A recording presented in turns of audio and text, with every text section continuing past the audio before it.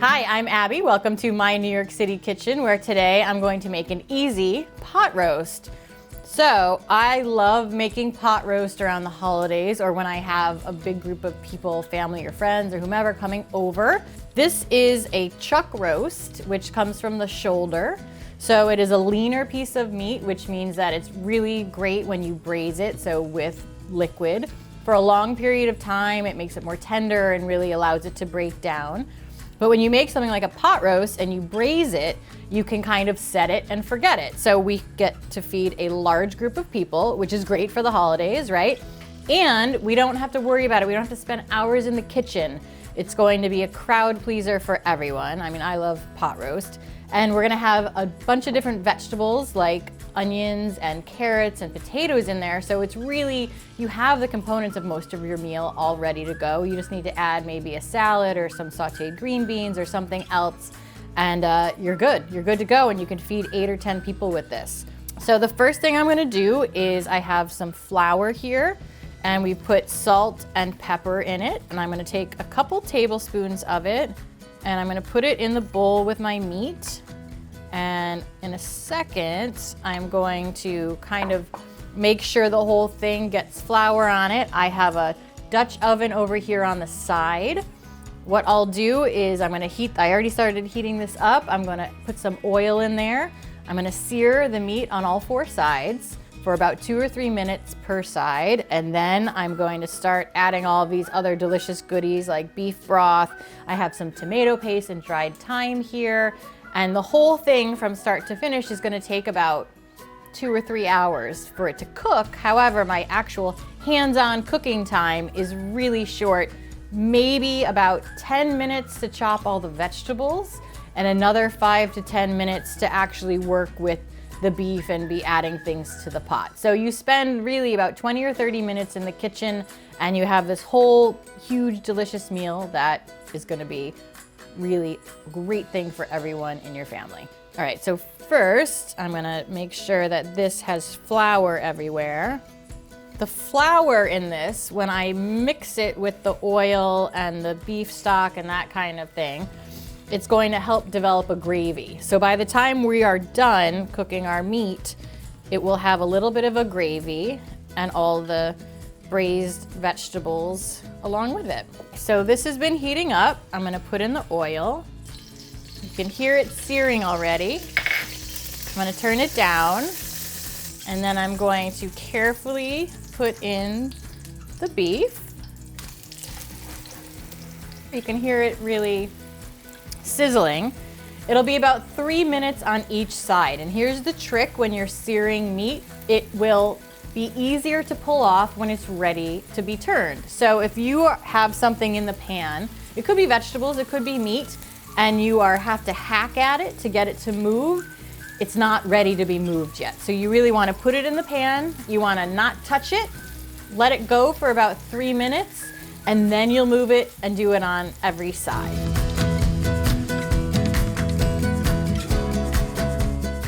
Okay, so now we're gonna flip it on the other big side here, carefully.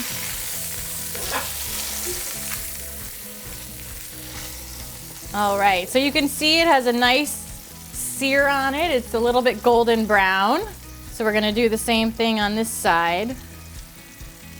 And we'll do it on all the sides, and then we will take it and we'll put it on a plate, and then we'll do the second part before we put it back in and let it go on its own.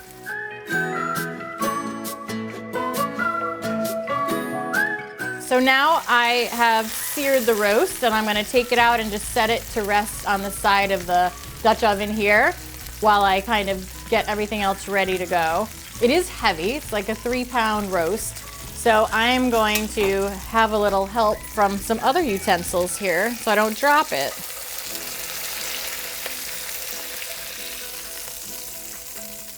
Okay, so now what I'm gonna do is I'm gonna deglaze the pan, which means I'm adding liquid, and it's going to start boiling, and it's gonna get all these brown bits off the bottom. I can scrape them off. So that's beef broth going in. And I also have in here dried thyme and some tomato paste. That's going in. And I'm just gonna whisk everything together here. And I'm gonna increase this a little bit. We wanna bring it to a boil because I'm gonna take the rest of this flour and I'm gonna add that in, the flour and the salt and the pepper, that goes in. And then I will whisk it all together. And I'm just gonna bring this to a boil and then we will add the roast back. We'll cover it, we're gonna lower it to a simmer and then we're gonna cook it for about an hour. And then we'll come back and check on it and that's when we will add in all of our vegetables and then cook it again for about another hour.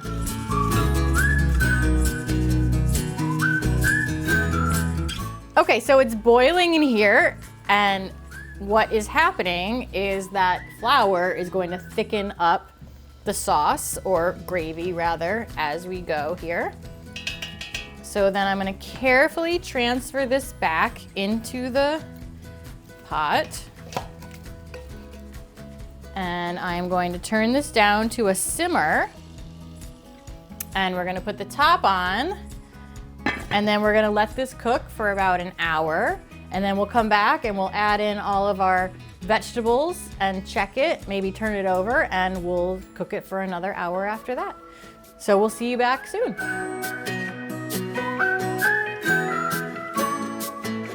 Okay, so it's been 2 hours.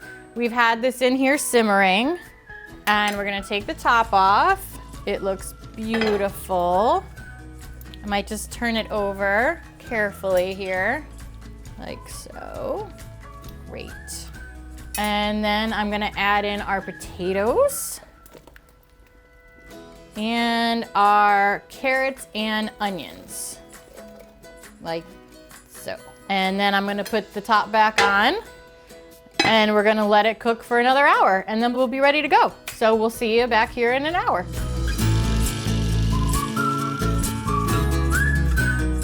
Okay, so it's been about 3 hours since we started this whole process and our beef should be cooked. We're gonna check it in a second.